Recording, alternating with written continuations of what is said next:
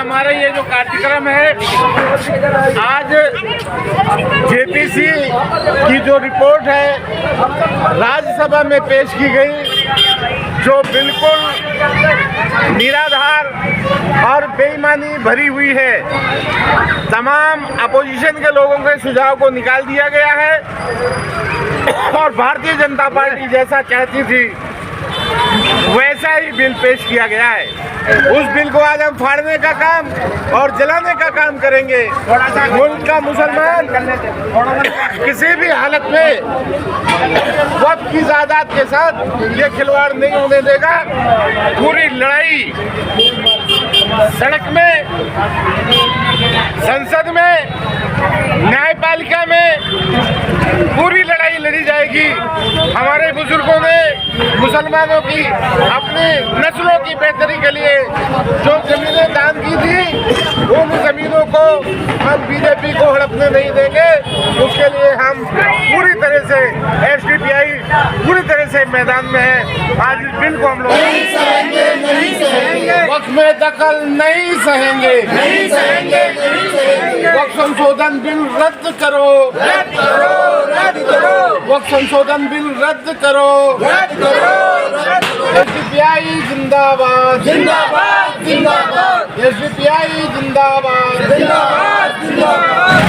Modi government आने के बाद मुसलमानों के खिलाफ, मुसलमानों की ज़्यादातों के खिलाफ जिस तरह की साजिश या जिस तरह का रवैया अपनाया जा रहा है, जैसे कि वक्फ की ज़ायदाद सिर्फ मुसलमानों के लिए है, लेकिन मोदी हुकूमत इसे दरम बरम करना चाहती है, इसे रद्द करना चाहती है। इसलिए एक फर्जी बिल ला रहे हैं जो कि वक्फ के खिलाफ है, जो मुसलमानों के खिलाफ है, उसका हम विरोध करते हैं। आज जेपीसी की रिपोर्ट जो है पेश हुई है, हम उसका विरोध करते हैं। लोकतांत्रिक प्रक्रिया में हमें किसी भी हालत में यही रास्ता है, हमें सड़क और सदन दोनों जगह लड़ना है। अंदर तमाम पार्टियों के लोग लड़ रहे हैं और बाहर हम लोग अपनी इस लड़ाई को लड़ेंगे। देखो, हमारी आवाज़ जो है कोई उठाए ना उठाए, एसडीपीआई हमेशा उठाती रही है। बड़ी पार्टी या संसद में जो लोग हैं उनसे हमें कोई मुराद नहीं है। हम अपना काम कर रहे हैं, वो अपना काम कर रहे हैं। असदुद्दीन ओवैसी लगातार शोर मचाते हैं, लेकिन वक्फ बिल रोकने में वो नाकाम है।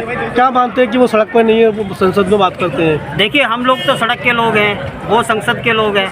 हम अपनी आवाज़ उठाते हैं सड़क पर और वो पहुंचती है, लोग साथ देते हैं। अब हमारा जो एसडीपीआई का काम है वो सड़कों पर आवाज़ उठाना है, सड़कों पर निकलना है, जिससे कि आवाम को पता चले कि हम क्या काम कर रहे हैं और ये होना चाहिए, नहीं होना चाहिए। ये हमारा हक है, इसकी हम लड़ाई लड़ेंगे और हमारा काम जो है वो सड़कों पर उतर कर ही होता है। Thank you. अब आम आदमी पार्टी को वोट किया है, भले ही वो सत्ता से बाहर की तरफ गई हो, लेकिन इसी इलाके में देंगे भरपूर वोट कांग्रेस से आम आदमी पार्टी को दिया है, क्योंकि वो आपकी आवाज़ को बुलंद करने में नाकाम रहे हैं।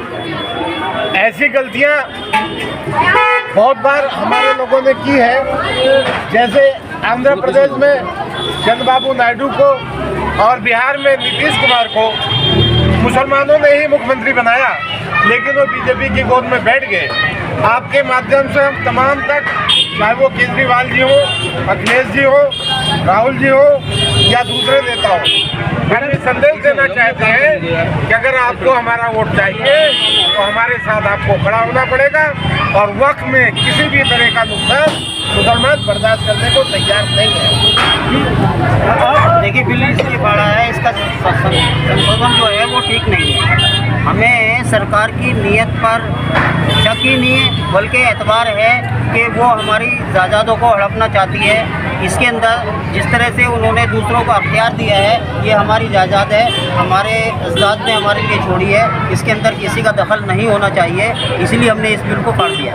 IAS IPS को बड़ा अधिकार दिया है, तो क्या आप उससे ऐतराज़ कर रहे हैं? नहीं, ऐतराज़ की बात तो ये है ना, IAS IPS क्या करेंगे, जो सरकार कहेगी।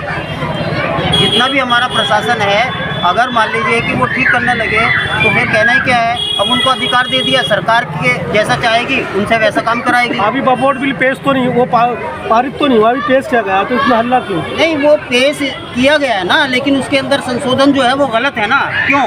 जो अब तक चलता आ रहा था उसमें क्या प्रॉब्लम है, क्या परेशानी है उसके अंदर? तो वो पेश किया गया है, कल पास भी हो जाएगा, इसलिए पास होने से पहले हम हमारी दखल बीजेपी सरकार कहने से भ्रष्टाचार खत्म होगा, इस बिल के आने के बाद में भ्रष्टाचार खत्म होगा, क्योंकि वोट में बड़ा भ्रष्टाचार है। नहीं, भ्रष्टाचार अगर ख़त्म होगा तो बोर्ड को ख़त्म करके भ्रष्टाचार ख़त्म करेंगे क्या ये? इनको ऐसा नहीं करना चाहिए। वक्फ बोर्ड का जो मामला है, ये जो बिल है, इसमें संशोधन ना करके भी तो भ्रष्टाचार ख़त्म हो सकता है ना। केंद्र में आप बैठे हो, क्या नहीं कर सकते हो? ये सब कहने की बात है। ये एक बहाना लेके भ्रष्टाचार का वक्फ संपत्ति को हड़पना चाहते हैं। अगला कदम क्या होगा अगर सरकार आपकी बात नहीं सुनती है तो? सड़कों पर उतरेंगे। एसडीपीआई जो है वो जितने स्टेट्स के अंदर है, हर एक स्टेट के अंदर वो सड़कों पर उतरेगी।